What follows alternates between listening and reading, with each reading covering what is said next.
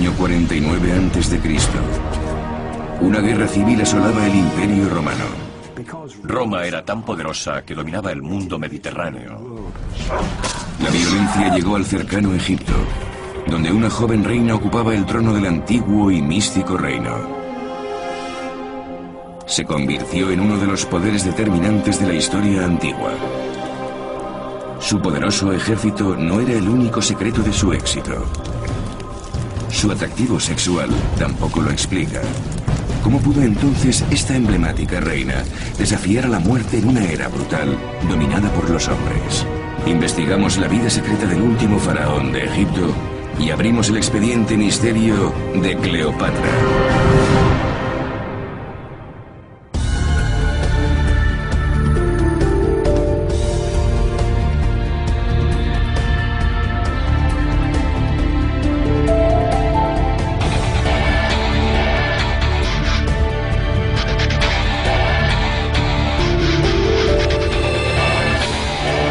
Expediente misterio, Cleopatra.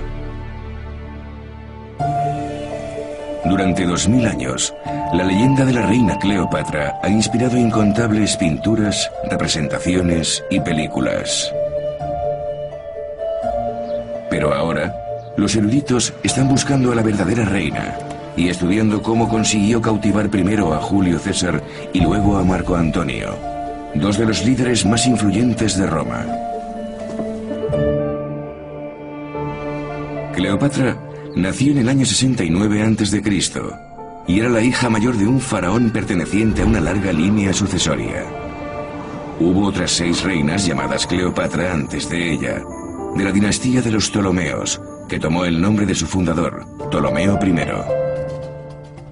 El escritor Meitrau ha estudiado ese periodo. Ptolomeo era griego y se instaló en Egipto después de la muerte de Alejandro. Alejandro Magno era el general macedonio que conquistó Egipto en el año 332 a.C. Cuando murió, uno de sus mejores generales, Ptolomeo, asumió el gobierno del país. Y entonces empezó la dinastía ptolemaica, que duró 300 años. Cuando Cleopatra tenía 18 años, murió su padre. Subió al trono y se convirtió en la reina Cleopatra VII, gobernando junto a su hermano Ptolomeo XIII, de 10 años de edad. El matrimonio entre hermanos era habitual. El doctor Christopher Snyder ha estudiado las dinastías del antiguo Egipto y de Roma.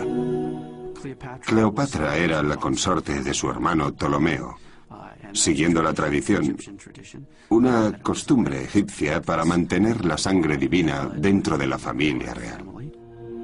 La doctora Debbie Chalice explica la precariedad de la vida de la realeza ptolemaica. Los Ptolomeos tuvieron luchas internas durante los últimos 50 años de la dinastía, sin hablar de tiempos anteriores. En la corte había riesgo constante de traición y asesinato. El padre de Cleopatra fue uno de los pocos gobernantes que no fue asesinado, pero la joven reina se enfrentaría a un peligro inminente externo. De uno de los superpoderes más expansionistas de la historia, cuyos territorios iban desde el mar Mediterráneo al mar del Norte, Roma. Hace 2000 años dominaban los países mediterráneos y por supuesto los romanos, que eran increíblemente tenaces, agresivos y aventureros, llevaron su civilización hacia Occidente y Oriente, todo lo que les fue posible, lo que incluía a Egipto. En la época en que Cleopatra ascendió al trono, el imperio se extendía desde el Atlántico Norte al Mediterráneo Oriental, y el centro era Roma. En esta gran ciudad imparte historia la profesora Valerie Higgins. Había una franja que no era suya. No habían conquistado totalmente Egipto, habían ocupado algunos de los territorios aledaños, pero no habían entrado en Egipto. Pero progresivamente el país entró en la esfera de influencia romana. Roma controlaba la economía egipcia. Los predecesores de Cleopatra habían pedido a los romanos grandes sumas de dinero para sofocar sus luchas internas. Para mantenerse en el poder, Ptolomeo XII, padre de Cleopatra, pidió a los romanos tropas de apoyo y dinero prestado para mantener a su ejército y debía una gran cantidad de dinero a Roma. Afortunadamente, Egipto era un cliente solvente. Egipto tenía cereales y los gobernantes de Roma querían que su pueblo fuera feliz. Y es obvio que una forma de conseguirlo era proporcionándole abundancia de alimentos. La fertilidad de Egipto se lo aseguraba y les interesaba que reinara la paz. Si querían anexionarse Egipto como provincia, tenían que nombrar un gobernador. Un gobernador romano que controlara las riquezas del país, pero que también podía volverse contra Roma. Era mejor mantener en el trono al gobernante nativo, que era deudor de Roma, y así obtener lo mejor de ambos mundos. El rey Ptolomeo XIII de Egipto y la reina Cleopatra debían préstamos a Roma que tenían que pagar. Era una paz frágil. Podía terminar en cualquier momento. En el Senado había ideas contradictorias sobre si Roma debía ocupar o no Egipto. Durante el tercer año del reinado de Cleopatra, las luchas en Egipto por el poder dieron al dictador Julio César la excusa que necesitaba. Ptolomeo XIII tenía consejeros que le instigaban a rebelarse. Lo enemistaron con su hermana y derrocaron a Cleopatra. Cleopatra salvó la vida, pero tuvo que huir al exilio. César condujo sus tropas a Egipto con el pretexto de mediar entre la reina y su hermano. La única esperanza para la reina depuesta era convencer a César para que se pusiera de su lado. Pero Cleopatra no tenía nada que ofrecer a César. Solo una cosa. Ella misma. Pat Brown ha estudiado la vida y la muerte de Cleopatra. La historia cuenta que para presentarse ante Julio César, Cleopatra se ocultó en una alfombra enrollada y la llevaron al palacio. Desenrollaron la alfombra ante él y apareció la reina. El historiador griego Plutarco escribió que César se enamoró al ver a Cleopatra y quedó prendado de sus encantos. Julio César se instaló en Alejandría y se vio envuelto en una guerra civil entre Cleopatra y su hermano. Corrió grandes peligros y muchos de sus amigos resultaron heridos porque él se vio envuelto en aquel conflicto local. César se implicó totalmente. Sus fuerzas se unieron al ejército egipcio. La némesis y hermano de Cleopatra, Ptolomeo XIII, murió. Pero en vez de apoderarse de Egipto, César se lo entregó a Cleopatra y la nombró reina junto con su otro hermano, Ptolomeo XIV. Cleopatra volvió a su país y recuperó el trono. Los historiadores no saben cómo consiguió encantar a toda una nación y a un poderoso dictador.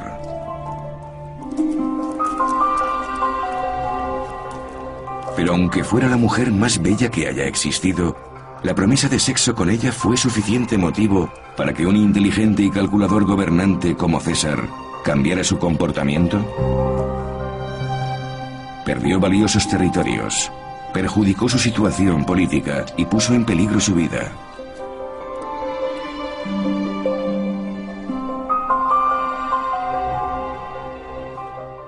Es fascinante y muy difícil de explicar. No se podía deber solo a una cara bonita. Tuvo que ser algo más que atractivo físico. Los entendidos se están centrando más allá de su apariencia física e investigan otros atractivos de Cleopatra. Creo que una de las cosas que se han olvidado es el intelecto de Cleopatra. Cleopatra hablaba griego y egipcio, y además lenguas como el arameo y el sirio.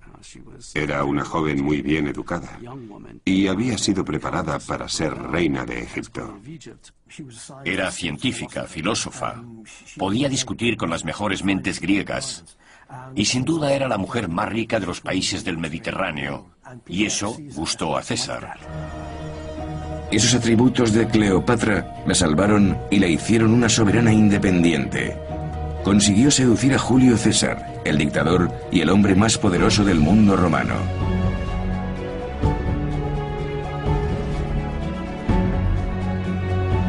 Pero el éxito conseguido terminaría con la caída de César.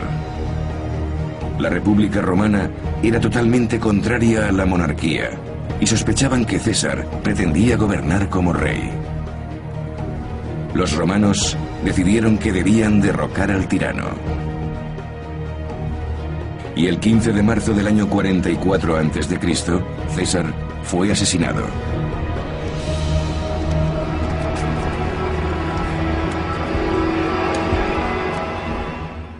Después del asesinato de César, Cleopatra quedó en una terrible situación. Ya no tenía a nadie que la apoyara. El Imperio Romano se dividió nuevamente y volvió a estallar una guerra civil. Y Octavio, hijo adoptivo y heredero de César, se alió con el más formidable y exitoso de sus generales, Marco Antonio. Octavio y Marco Antonio eran dos personas muy distintas. Octavio no era soldado, sino un astuto político, un hombre prudente y moderado. Antonio era una gran figura, un magnífico soldado, un gran amante y buen amigo de muchos de sus compañeros de filas. Con el nuevo conflicto romano, el Egipto de Cleopatra era un terreno crucial para ganar la batalla. Antonio pidió a la reina que se pusiera de su lado. Cleopatra deseaba mantenerse en el trono y conservar su posición de soberana de Egipto. Y nuevamente no tenía nada que ofrecer a Antonio para que la apoyara. Nada más que su persona.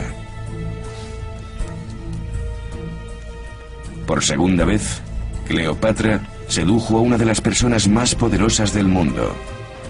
Se presentó ante Marco Antonio e hizo todo lo posible por deslumbrarle. Tenía mucho que perder si no lo hacía así.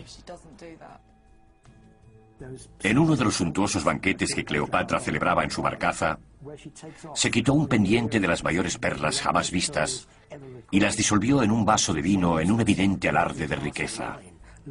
Eso es algo que asombraba a los romanos. La opulencia.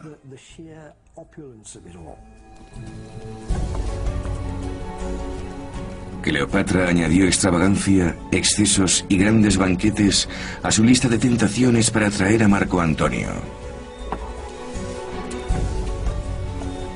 La exposición de riqueza y abundancia de alimentos es impresionante y afecta profundamente dependiendo de la cultura o el contexto histórico. En la Universidad de Nueva York, la doctora Lucy Brown ha escaneado los cerebros de sujetos que reciben estímulos positivos sexuales, económicos y gastronómicos. Veremos los cambios que se produzcan en la actividad de las distintas áreas del cerebro y comprobaremos los diferentes sistemas cerebrales que están implicados. Sí, está bien, perfecto. Magnífico. Los resultados obtenidos por la doctora Brown muestran que la reacción del cerebro ante los estímulos sexuales es similar a los que producen la perspectiva de conseguir alimentos y dinero. Estos alicientes producen unos profundos efectos neurológicos que van más allá de la cultura y el tiempo, y debían funcionar de la misma forma hace 2000 años. Lo que hizo Cleopatra fue mantener activo el sistema de recompensas, proporcionando todo ese maravilloso contexto a César y a Marco Antonio. La técnica de Cleopatra era mantenerlos en una situación de continuo placer. Todo estaba cuidadosamente planeado. Utilizaba su dinero y su sensualidad. Todo estaba pensado. Los vestidos y el perfume que usaba, todo muy bien calculado. Los historiadores han identificado un aspecto extraño en la forma en que Cleopatra sedujo a César y Marco Antonio, que tal vez sea la clave de su leyenda de mujer cautivadora y mágica.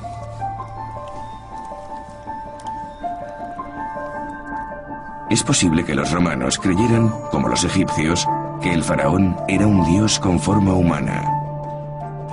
Si Antonio tenía por divinos a los gobernantes de Egipto, quizá también estuviera convencido de que mantenía relaciones íntimas con una diosa viviente. Creían en dioses y diosas y que eran reales. Los romanos celebraban rituales regularmente para obtener sus favores. La sociedad egipcia tenía unos dioses tremendamente poderosos que habían estado ahí desde siempre. En los tiempos en que reinó Cleopatra, Egipto ya era una civilización antigua. Aunque no lo parezca, el siglo XXI está más cerca de la época romana, que los romanos estaban de la era de la construcción de las pirámides. Para los romanos era un enigma cómo erigieron esos edificios de miles de millones de toneladas. En una época de profundas convicciones religiosas, a los romanos les debía de asombrar el místico pasado de Egipto y los terribles dioses que velaban por Cleopatra. Sabemos que las deidades egipcias tenían cabeza de halcón y de cocodrilo y eran atemorizantes. Poseían una especie de malevolencia sobrenatural que derramaban sobre Egipto. Para los romanos, Egipto era misterioso, exótico y terrorífico. Creo que les asustaba. Y es muy posible que en el mundo antiguo la gente era lo que hoy llamamos supersticiosos. Plutarco nos cuenta que Cleopatra jugó con las creencias espirituales de Antonio para presentarse ante él. Apareció como la diosa femenina de Egipto y Grecia, Isis, que era la diosa de la fertilidad en la mitología egipcia, fusionada con la diosa del amor, Afrodita. Pero algunos eruditos dicen que había algo más que fantasía en el papel que asumió, y que Antonio pudo ver a Cleopatra, al menos en parte, como algo sobrenatural. La prueba está en las profundas actitudes psicológicas y religiosas de los romanos.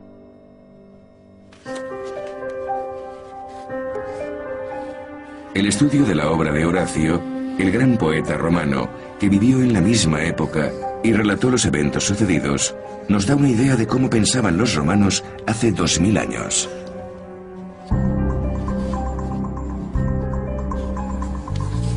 El doctor Paul Winnie, especialista en latín, está analizando el lenguaje que Horacio utilizó para describir cómo Cleopatra sedujo a Antonio. Horacio escribía con un estilo muy sofisticado, y no hay una sola palabra en sus poesías que no analizara con toda atención y cuidado. Ha estudiado varias de esas palabras escogidas en la descripción que Horacio hizo de Cleopatra. Nos la describe en el centro del poema como fatale monstrum, pero traducir eso es difícil, ya que por separado ambas palabras tienen connotaciones religiosas. Fatale significa funesto, letal y también fatídico. Monstrum es algo admirable y distinto, y al mismo tiempo, un monstruo es algo que se sale de lo ordinario. Horacio describe a Cleopatra como un monstrum, de donde deriva la moderna palabra monstruo, que significa que la consideraban fuera de lo común, exótica y extraña. A nosotros nos resulta difícil pensar que Marco Antonio creyera que estaba acostándose con una persona divina, porque ahora razonamos de otra forma. Nuestro moderno y cínico mundo es muy dado a pensar que las personas de la talla de César y Marco Antonio estarían por encima de eso, que eran duros, cínicos, muy inteligentes y no se doblegarían fácilmente ante esas cosas. No creo que eso sea cierto. No sabemos cómo era el mundo antiguo. Supongo que no conocían nada más. Las investigaciones indican que posiblemente César y Antonio creían que Cleopatra era realmente una diosa, y eso la hacía irresistible y respaldaba su plan maestro. Era una combinación de factores. Su presencia física, su belleza, que pudo ser acentuada por el maquillaje, los vestidos y el peinado. Se trataba de una mujer que hablaba varias lenguas. Era una persona amena. Y todo ello acentuaba su sensualidad, su poder. Era faraona del Alto y Bajo Egipto. Y todo eso añadido a su encanto podía hacerla parecer como una mujer diosa. Creo que a personas como César y Marco Antonio pudo parecerles enormemente poderosa. Cuando hubo seducido totalmente a Antonio, la pareja formó una asociación. Antonio obtuvo la riqueza de Egipto y Cleopatra conservó la vida, el trono, y Egipto siguió siendo una nación independiente. Los ejércitos de Antonio y Cleopatra, pagados y bien alimentados con el dinero y la abundancia de Egipto, contuvieron a su enemigo, Octavio. ¿Pero a qué precio? El conservador Octavio utilizó la ostentosa y tentadora vida de Cleopatra contra Marco Antonio. Lo desprestigió ante el pueblo romano, diciendo que el firme soldado había sido seducido por las malas artes de la cautivadora del Este. Finalmente, sus hombres se volvieron contra él, y ni siquiera con la abundancia de Egipto pudo Antonio mantener su poder militar en Roma.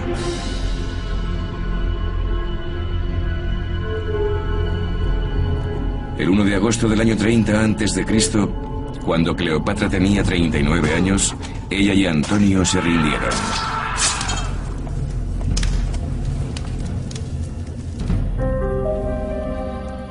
Antes de que Octavio los capturara y los llevara a Roma encadenados, Antonio y Cleopatra se suicidaron.